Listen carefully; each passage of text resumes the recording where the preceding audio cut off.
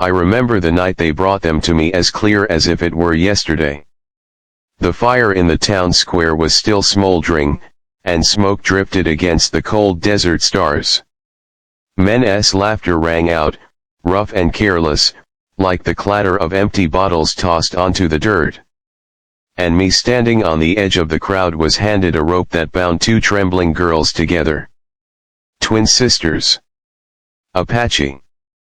Their eyes wide, fierce, yet frightened met mine, and I felt something in my chest shatter. "They're yours now," one of the men chuckled, like he was gifting me cattle, not people. "Do what you want with them. No one will ask questions."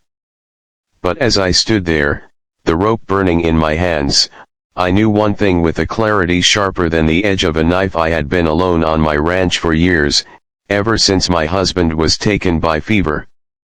The land stretched wide and empty around me, rolling hills of sagebrush, a cabin of rough-hewn logs, a barn that always creaked in the wind.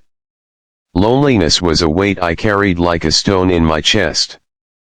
But when those sisters stood before me, barefoot and bruised, I saw more than just captives. I saw myself. A woman trapped, forced into roles she didn't choose. And something in me softened, even as I wrestled with the fear of what harboring them might mean. The first night, they didn't sleep. I could hear them whispering in their own tongue by the hearth fire, their voices sharp as flint and soft as the prairie wind. I left them bread and water, then sat outside on the porch under the wide, star-filled sky, wondering if I had just made my life more dangerous than it had ever been. Days turned to weeks. At first, they kept their distance, watching me with wary eyes, moving like deer ready to bolt. But slowly, through small gestures, something began to change. When I rose at dawn to haul water from the well, one of the sisters, Lena, the quieter one, walked beside me without a word and carried a bucket. When I went to mend a fence, the other, Maya, proud and sharp-eyed, picked up the hammer and nails, her movements brisk, determined. They never asked permission. They simply chose to help. And one evening, as the sun bled crimson across the horizon, I looked out from my porch and saw them laughing, truly laughing, as they washed clothes in the creek. It startled me. That sound, light, free, like bells carried on the wind, hadn't touched this ranch in years. But not everyone in town approved. Whispers grew. Men who thought they knew my life better than me spat in the dirt when I passed. "You'll regret it," one warned. "Wild blood can't be tamed." And truthfully, I did live in fear. Fear of raiders who might come looking for them. Fear of lawmen who could brand me a traitor. But each night when I sat across the fire from those girls, watching the flicker of flame dance in their dark eyes, I felt something stronger than fear. It was belonging.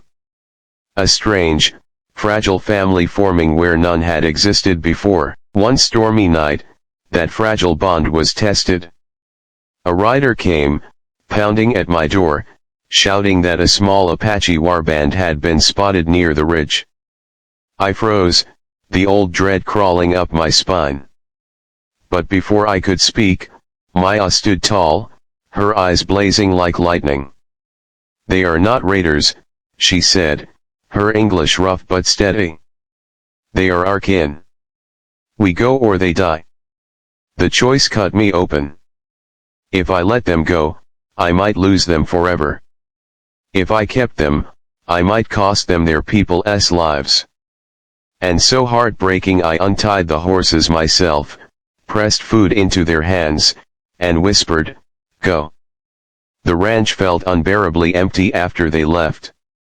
The silence pressed in on me, heavier than it had ever been before.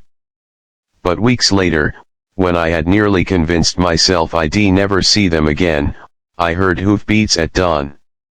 Two figures rode toward me, cloaked in the rising light. It was Lena and Maya. And behind them, not raiders, not enemies but children, women, elders, their people. They had not left me. They had brought their family into mine. From that day forward, the ranch was no longer a place of sorrow. It became a haven where laughter mingled with the cry of coyotes, where songs in 2 languages rose with the smoke of evening fires. And I realized something I had forgotten long ago: love isn't always a man's hand in yours. Sometimes it's the trust of sisters who should have been enemies, and the courage to see them as human when the world refuses to. So when people still whisper about me in town, calling me foolish, or naive, or worse, I let them. Because I know the truth. They gave me Apache twin sisters as slaves. But instead, I found family. And in this wild land, where loneliness once claimed every corner of my heart, love found me in the most unexpected way. I would never treat them as slaves.